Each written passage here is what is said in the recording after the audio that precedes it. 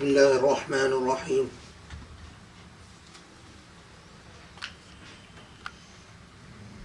سبحان الله العلي العظيم والحمد لله رب العالمين الله أكبر الله أكبر على العالمين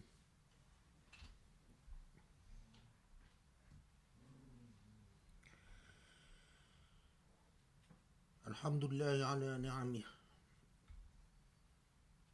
وعلى فضله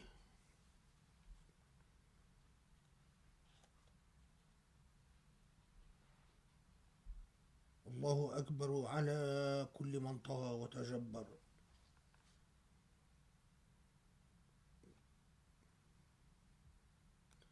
وسبحان الله وسبحان الله الذي أبدع هذا الكون وأحسن للمخلوقات أجمعين ونصلي ونسلم ونبارك على محمد النبي الأمين المرسل رحمة للعالمين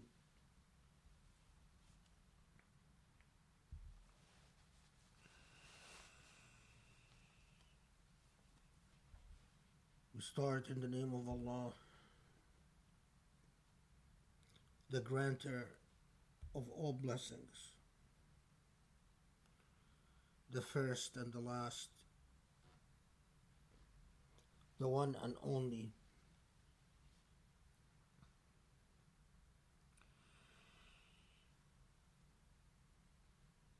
Allah who has blessed us with the revelation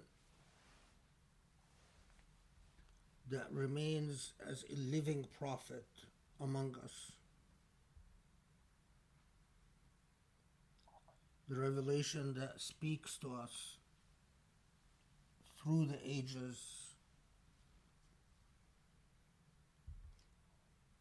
ever present among us.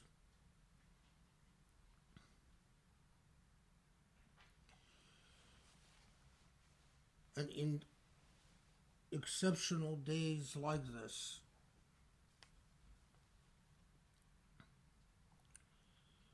the revelation should be all the more present among us, speaking to us. We've already talked about how every calamity is a challenge and is an opportunity. And among the opportunities that what is in the modern age a rather unusual situation, and that is the pandemic. The opportunity that it challenges us with is to return to Allah, to return to ourselves, and to find the place of God within ourselves. God is ever present. God is ever present. God is always there. Whether we choose to acknowledge or recognize, whether we choose to listen fully or to not listen, whether we choose to see with our hearts or to shut our hearts, God is always present, is always there. But we human beings, unlike so much of God's creation that doesn't have a choice, as Allah reminds us that every living thing has its tasbih, has its own form of supplication. They are created with this supplication, this recognition of the divine within them. But we human beings can either choose to listen to the divine or shut ourselves off and distract ourselves in one way or another.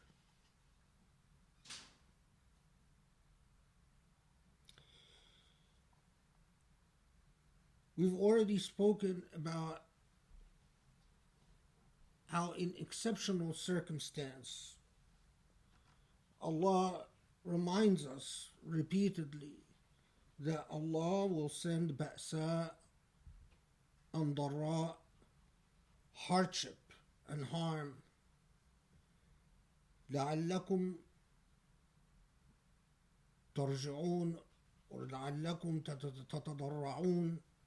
So perhaps that you will return to Allah, that you will pay attention to the ever-present among you, the one and only, the owner of this universe, the one who actually has the right of homestead. We are guests.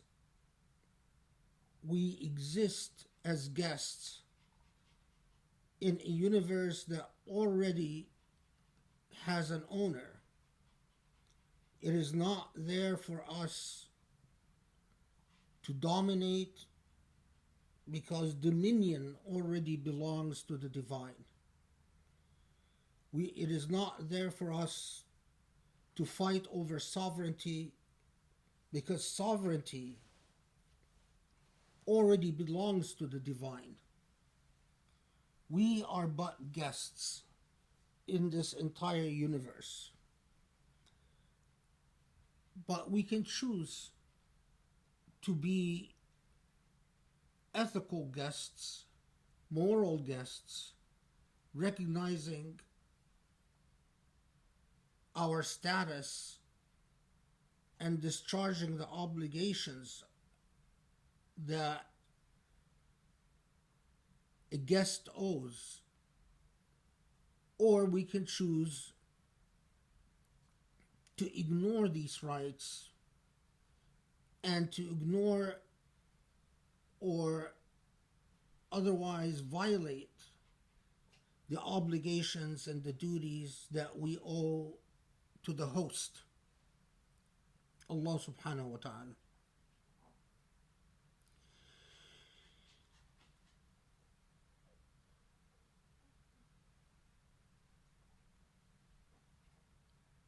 I will first recite the verses in Arabic, then I'll translate as I go on. كما أرسلنا فيكم رسولا كما أرسلنا فيكم رسولا منكم يتلو عليكم آياتنا ويزكيكم ويعلمكم الكتاب والحكمة ويعلمكم ما لم تكونوا تعلمون فاذكروني يذكركم واشكروا لي ولا تكفرون.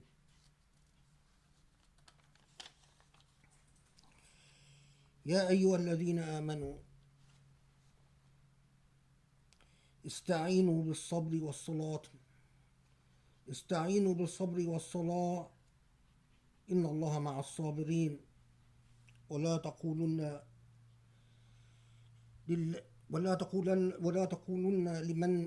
تقولوا لمن يقتل في سبيل الله أمواتا بل أحياء ولكن لا تشعرون ولنبلوكم بشيء من الخوف والجوع ونقص من الأموال والأنفس والثمرات وبشر الصابرين الذين إذا أصابتهم مصيبة قالوا إنا لله وإنا إليه راجعون. The verses that I just recited are from Surat alBaqarah, starting with verse 151.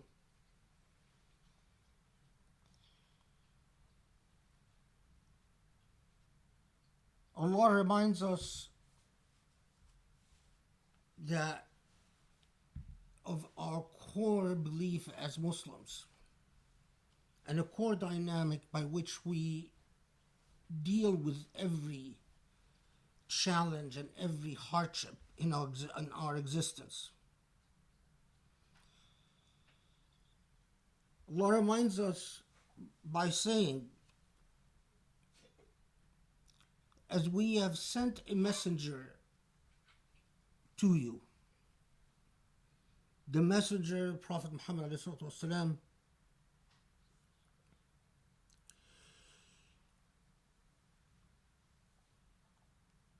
reciting the revelation, bringing the revelation into your lives, purifying you, cleansing you, and teaching you wisdom, deep, non-superficial knowledge, the knowledge of ethics, as we will talk about in a second. And teaching you what you would otherwise not know. This can also be understood as teaching you what otherwise you are prone to ignore, what otherwise you could be oblivious to. فاذكروني أذكركم. In Islam, to love is not to take for granted. To love is not to take for granted. In Islam, in the same way, we are not expected to take God for granted. We do not take each other for granted. The very crucial nature of justice is that a relationship of reciprocity. The idea that you could say, I love God and God loves me, but then you take God for granted, is an unjust relationship. It is an unethical relationship because it is marred with injustice. Exactly in the same way that you cannot say, I love a human being, but then take that human being for granted and fail to discharge the obligations and the duties that you owe this human being. Because doing so would be unjust. And injustice is inconsistent with love, and injustice is inconsistent with mercy. That is why Allah tells us, فَاذْكُرُونِي أَذْكُرْكُمْ. Be mindful of me, and I will be mindful of you. Reciprocity. If you remember me, I will remember you. In modernity, human beings have become so egocentric,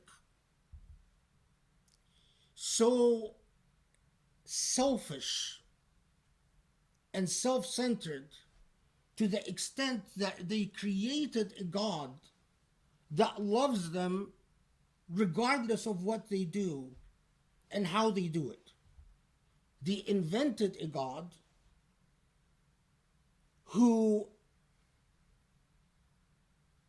loves them unconditionally and is willing to die for them, according to this mythology. That God even dies out of an act of devotion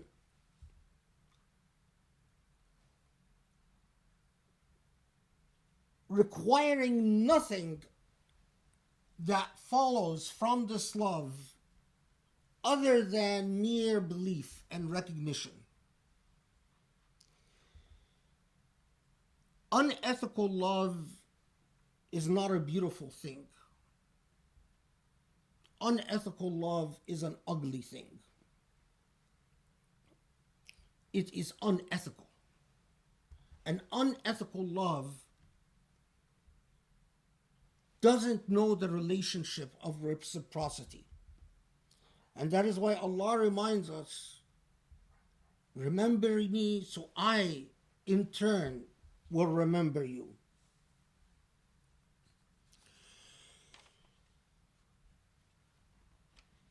واشكروا لي ولا تكفرون. Be grateful. In other words, be ethical in your relationship with your God, because if you are ethical in your relationship with God, you will be ethical in your relationship amongst yourself. Then Allah reminds us with the theme that the Quran is building to.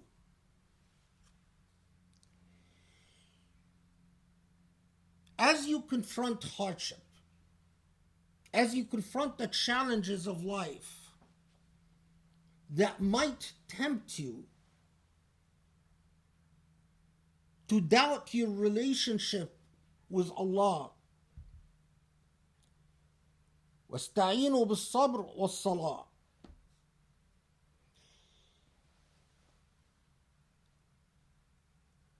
Your methodology for endurance, your steadfast, the main way for you to endure is to learn the virtues of prayer and patience and perseverance. Because Allah, God subhanahu wa ta'ala, is indeed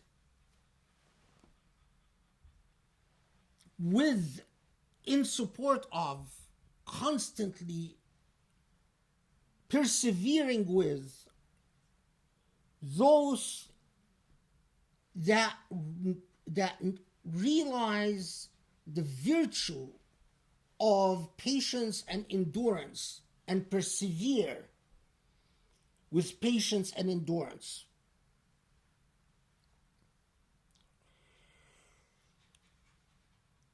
And don't say, when the Quran says, and don't say, meaning surely believe, or in fact you should believe, or in fact you should be mindful of.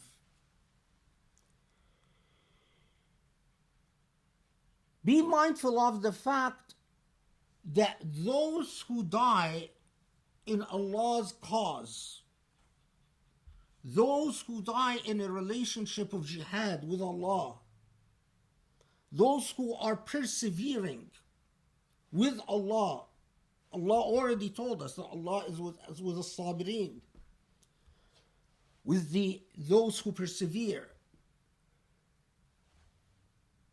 Don't think that they're dead, but surely indeed they are alive with Allah, but you just don't exist in that plane, in that dimension, and so you cannot see them and you cannot be aware of them.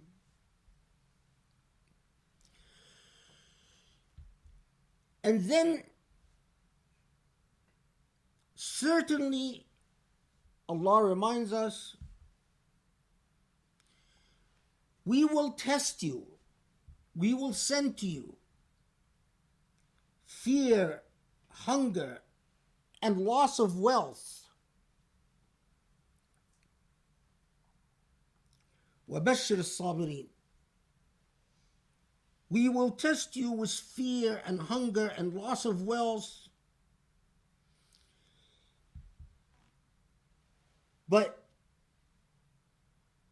good tidings, the good news, those who are truly blessed are those who endure and persevere.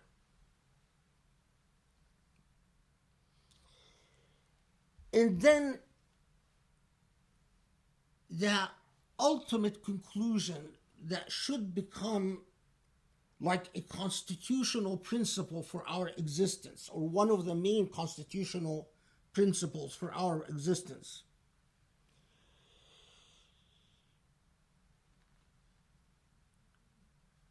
الذين إذا أصابتهم مصيبة قالوا إنا لله وإنا إليه راجعون. Those who are when afflicted by hardship,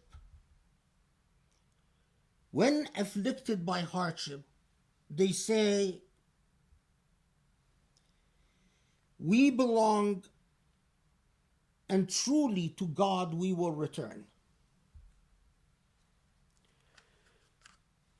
Notice here, first, we started out with Allah reminding us of the role of prophecy. The living prophet is the Quran. The prophet who lived and died is Muhammad ﷺ, and of course the prior prophets. And the role of these prophets is to teach us virtue and ethics, wisdom. Now, the heart and the crux of this wisdom is to be mindful of and remember that the divine is in the core of our existence. That God is always there. Whether you choose to remember that or to be mindful of that, that's something else. But God is always there. If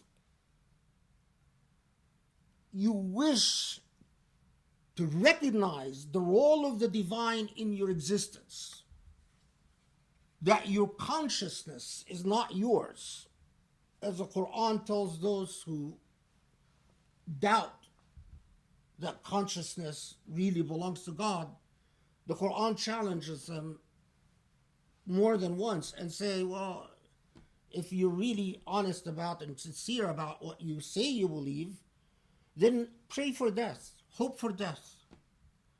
If you really want to take the gamble and you really don't believe, then beg to die and meet your fate.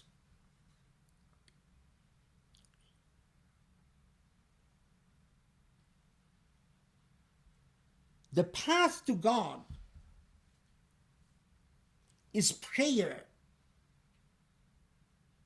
and endurance and persistence with prayer, so that you anchor in yourself sabr, perseverance, and endurance, so that when hardship comes, you don't despair and you don't become convinced that God hates you, or that God doesn't care about you, or that your life is pointless, or that you are miserable, or that nothing better will ever come.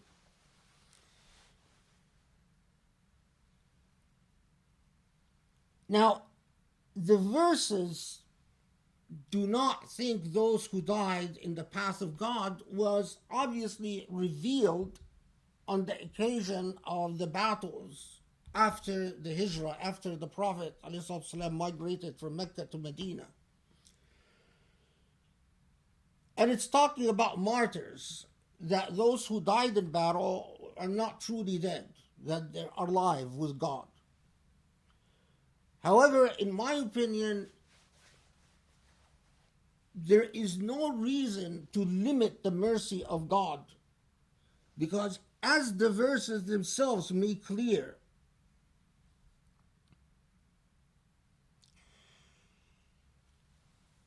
يقتل في سبيل الله those who are persevering in the path of God, and this perseverance leads to them losing their lives, they in fact have a special status.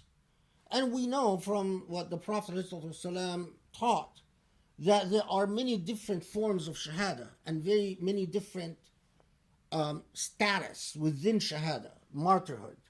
Those who die in battle, or those who die during a pandemic, they have different levels of shahada. The crux of the matter is whether you do it in the same way you could die in battle and go not be a martyr at all if you are fighting for the wrong reasons, or if you are fighting unethically. So for instance, you're attacking civilians or destroying. It is all in why you're doing it and how you're doing it. And I will come back to this and tie it in further because it's worth further anchoring.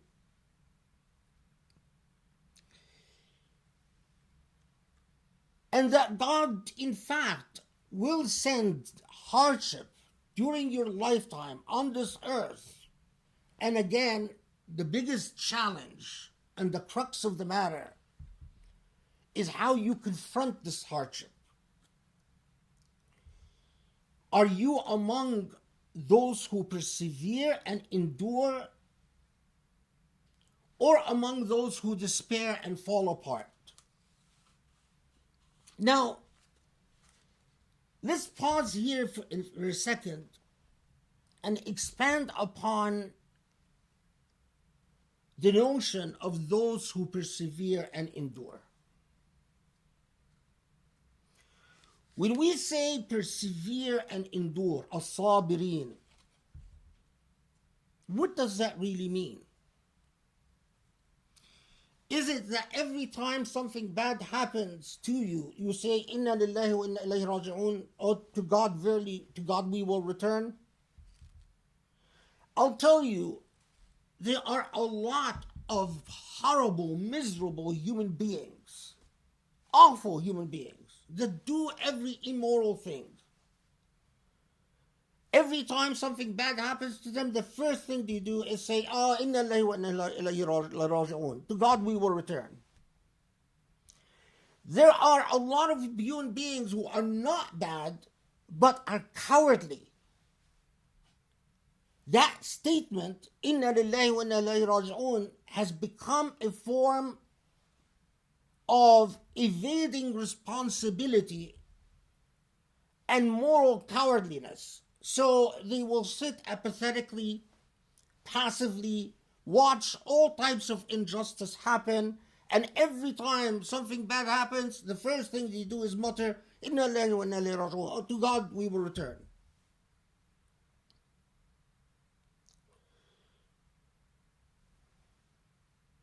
Even more,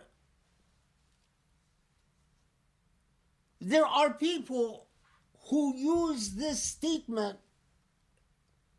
basically to be passive observers in life. So they will not help the weak. They will not support the oppressed. They will not do anything that puts them at risk, but will use the idea of to God we will return, Inna lillahi wa inna ilayhi raji'un, as some type of excuse to evade responsibility. Inna lillahi wa inna ilayhi raji'un, a statement that, if properly understood and if properly believed, when you say it, it could revolutionize your existence. If you truly believe that you will return to Allah, and you remind yourself every time there is a challenge, hardship, calamity, then it should serve to underscore that during hardship, you are never absolved of moral responsibility and ethical accountability.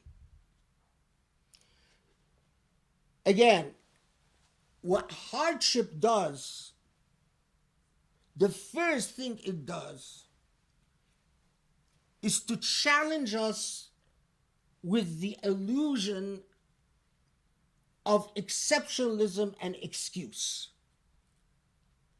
What hardship does, let's say you wake up, you go through your day, something happens during that day that angers you. Something happens that annoys you. Something happens that disappoints you. What is the first reaction? The first reaction is an exception happened, so maybe I can now evade responsibility. So if something happens that angers you, the first response from shaitan, the first reaction, is that maybe now it's okay to be rude. Maybe now it's okay to spew out a bunch of swear words. Maybe now it's okay for me to snap at loved ones. Maybe now it's okay to shirk off this responsibility or that responsibility. At a higher level, maybe now is not the time for ethical duties and moral obligations. That's what hardship does.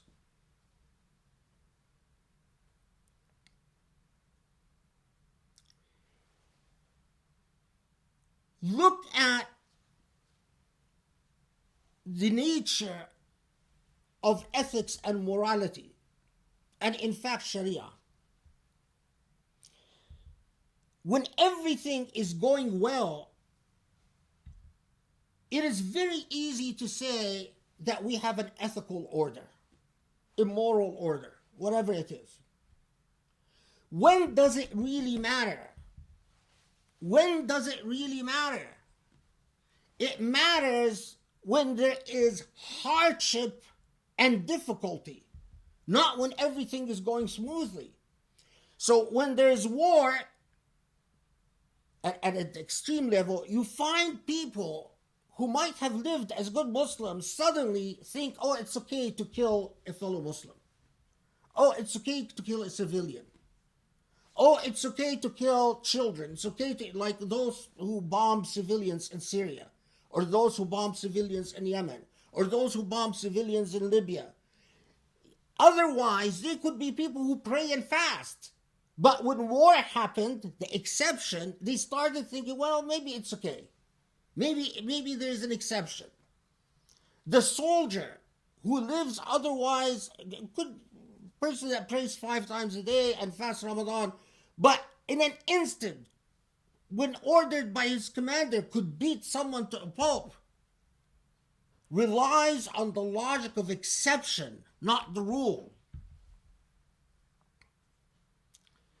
Now, how does this relate to the pandemic which we are going through?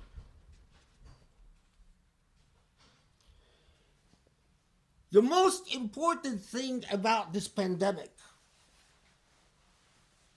is that, in fact, it presents us with and challenges us with circumstances that expose our inequities, that challenges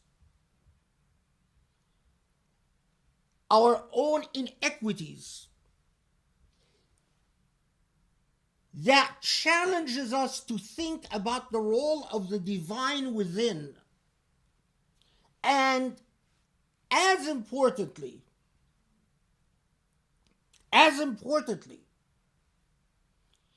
it tests our mettle when it comes to our ethical order and ethical system. Let me explain just a bit more. Right now, with the pandemic, we start confronting for the first time the idea of distribution of resources. There was a story recently about senior citizens who were found dead alone in their beds in Spain. What happened to these citizens is that their caretakers, afraid of the corona infection, abandoned them. And because these senior citizens did not have family that cared about them, they expired in their beds. They suffered till death. There was another story that came out recently that Alabama, Oregon, Arizona, and I think Washington were considering guidelines during the pandemic that people who suffer from severe dementia, people who suffer from Down syndrome, people who suffer from other medical conditions that challenge their productivity, according to these guidelines, are not good candidates for ventilation. Meaning what? Because of the scarcity of resources, we will save the younger person and not the older person. We will save the person who is productive, a financially productive economic entity, and not the person who is less productive. We will save members of society that can pay back rather than members of society that need to be taken care of. What happened here is a challenge. The challenge presented it to us was نقص في الأموال والأنفس, shortages or challenges to our wealth and our normal system of existence. Because of that challenge, we were presented with an ethical choice. And if we choose to take care of the young and over the older, the fully healthy over the sick, in fact, we fail the moral challenge and we fail the ethical challenge, and that is a lack of sabr. Sabr doesn't mean that you just say, you keep muttering to yourself, Allah yafrijha, may Allah just end the hardship. It doesn't mean that I continue just doing my prayer as I wait for Allah to solve it.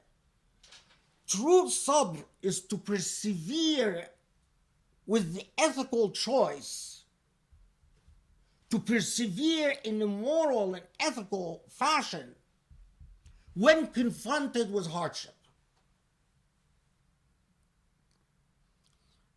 I know that this is not the way modern Muslims think. But when you say, Inna lillahi wa inna ilayhi raji'un, to Allah we will return, you are reminding yourself that this universe has a sovereign. And that sovereign has a moral and ethical order in place. And in that moral and ethical order, the mentally challenged person is equal to the fully conscious and accountable person. A person who is physically handicapped is equal to a person who is not physically handicapped. A person who is unproductive economically in society has the same rights to life as a person who is fully productive in society. In fact, in the ethical order in Islam, seniors have rights that exceed the rights of those who are young. We are supposed to honor those who are older, to honor them, so that we honor the principle in existence that the young must honor the old so that when the young become old, they are guaranteed that they will be honored and respected. The ethical order, when you persevere with ethics, that is the nature of sabr. When you say to God, we will return, you are affirming the principle that you don't live life willy-nilly. You don't just do whatever comes to your mind or whatever you feel like. You exist but with principles. And sometimes these principles will require that you not just sacrifice efficiency, but indeed that you could sacrifice your own life if need be. That's what dying in God's cause means. That's what yuqtal fi sabilillah means.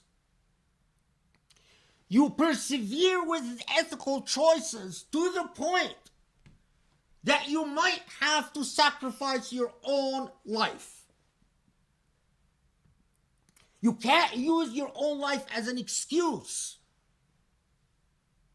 to fail in your moral obligations. Sometimes, let me just be very concrete. Sometimes to honor your parents, to take care of your parents, might mean putting your life in danger. If my mother was still alive, and my mother had the corona infection or any other lethal disease, when I was a child and I had typhoid, because when I was a child I got typhoid, and I also at one point when I was older got chicken pox. Did my mother abandon me? Did my mother say, well, I'm going to put the food, I'm going to slip it into the room and I'm not going to interact with you? As a child, would I have understood if my mother would have said, you have typhoid, I'm not going to touch you, I'm not going to enter the room? Of course not. My mother put her life at risk, endangered her life to take care of me. Well, if my mother, if she was alive and she had a deadly disease, my ethical obligation might be to put my life at risk to take care of her. That's what sabirin means. You don't just live taking care of number one. You take care of your duties and moral obligation. The idea that you leave your parents to die in isolation, lonely, scared, or that you fail to help your parents because of scarcity of resources, is failing in the challenge of naqs fil amwal wal anfus, shortages in resources. To have true sabr is to persevere in upholding the ethical and moral principles of a Rabbaniyah, of a godly existence. Because always remember, God is ever present. We don't kick God out and invite God in. God is always present. We simply choose to either be cognizant of the fact of God's presence or ignore the fact that God is present. واسأل الله يستجب لكم.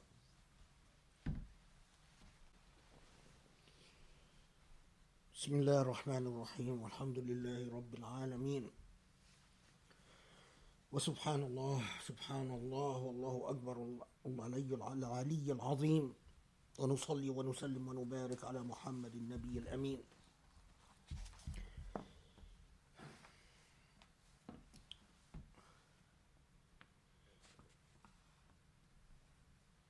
When we are confronted with hardship like this, it is easy to use the excuse of safety to become selfish.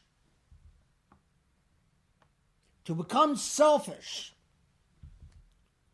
To fail to take care of your neighbor or to take care of your family. To violate the rights that you owe your parents at a family level.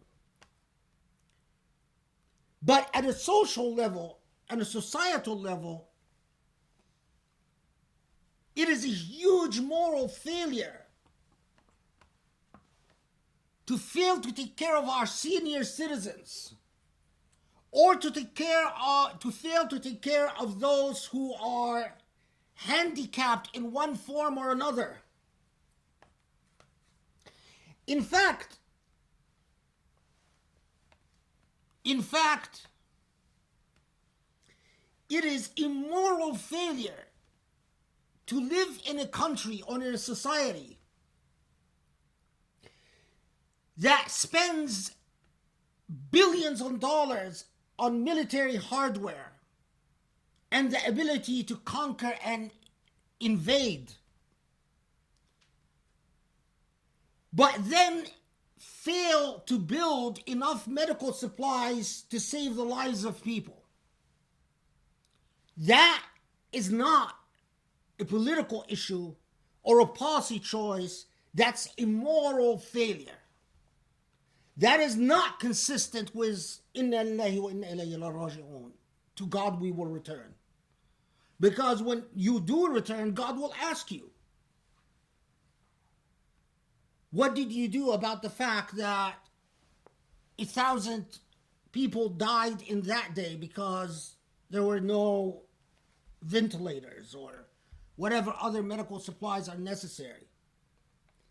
To have God to remember that God's presence in our lives is to know that every issue is an ethical and moral issue. And therefore, an issue of godliness versus the lack of godliness.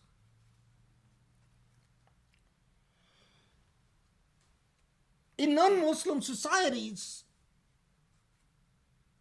I've read stories coming out of Spain, coming out of Britain, coming out of the US about our failures towards senior citizens that have horrified me.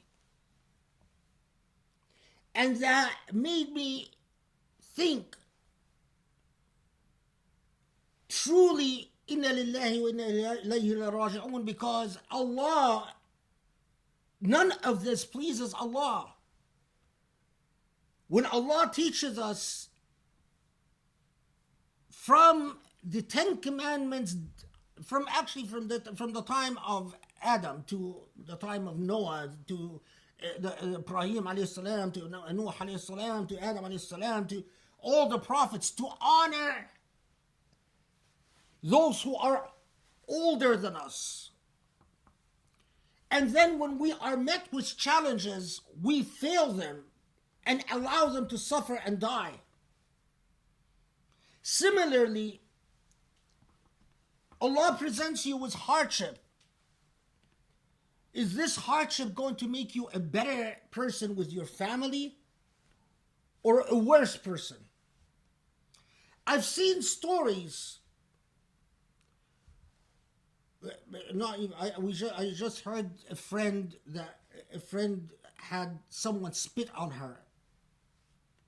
I've read stories in Britain where people infected with corona would spit on senior citizens because they think that senior citizens are taking up resources, needlessly taking up resources.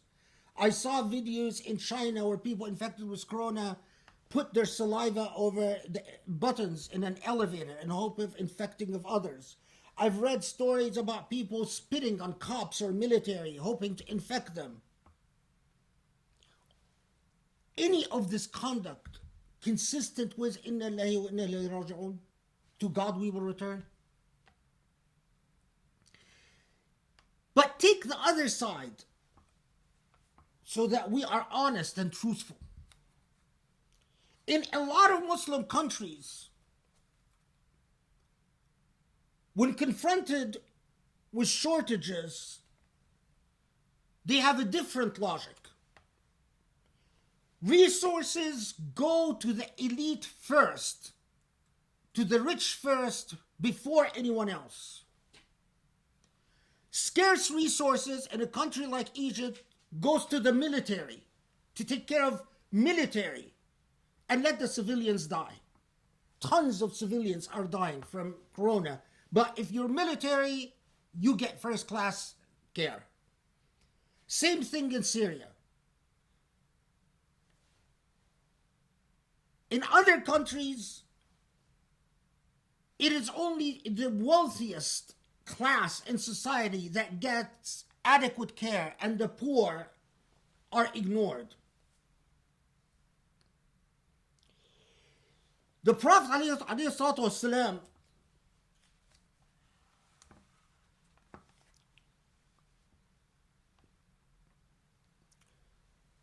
there are a number of hadiths with the same basic message.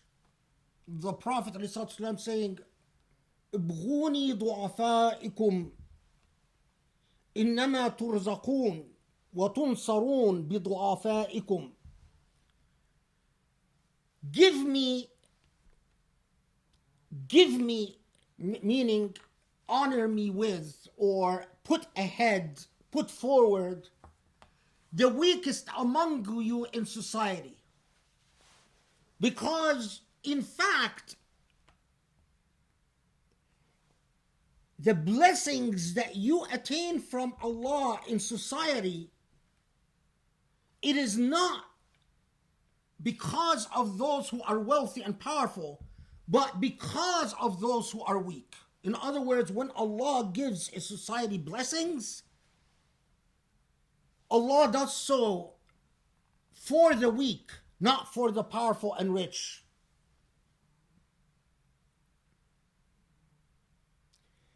In another hadith, reported in many, again, various variations, هل تنصرون أو ترزقون إلا بضعفائكم. If Allah gives you victory, or Allah blesses you with wealth, Allah does so not for the powerful and rich, but for the sake of the weakest among you. What does that say? That says that when we are confronted with a pandemic like corona, the yardstick for sabr, or sabirun, for those who are truly persevere, the yardstick for those who truly recognize that they will return to Allah, inna lillahi wa inna ilayhi raji'un, is whether they take care of the weakest element in society or not. If the ventilators go to the richest, or the military class, or a particular race, or a particular tribe, then in fact you have failed in the test, and you are neither among the sabirun nor among those who truly recognize that everything is from Allah and to Allah.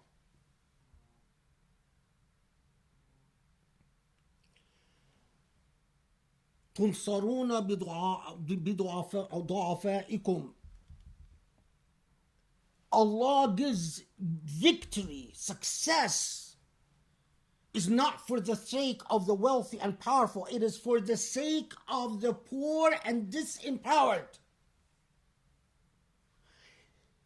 If any society wants to reflect upon the calamities that have befallen it,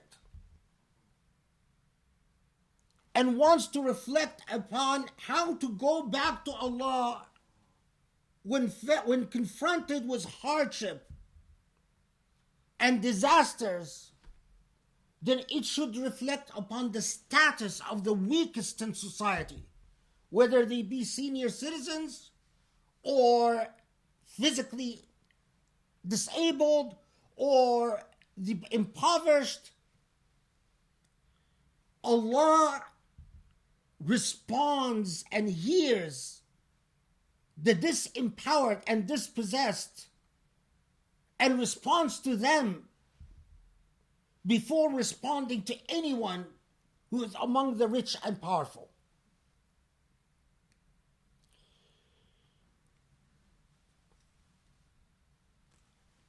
In conclusion,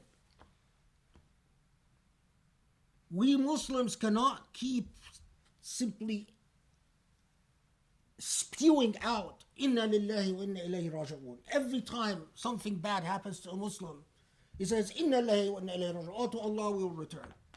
But their entire life doesn't reflect a recognition of what that means, or the moral commitments and the ethical commitments that one undertakes when they remember that. We do in fact have to remember that. And it's something we should all learn to do, that whenever we are confronted with a challenge or hardship, we should in fact remember that we will return to Allah. And that all of this, we are simply guests in this existence.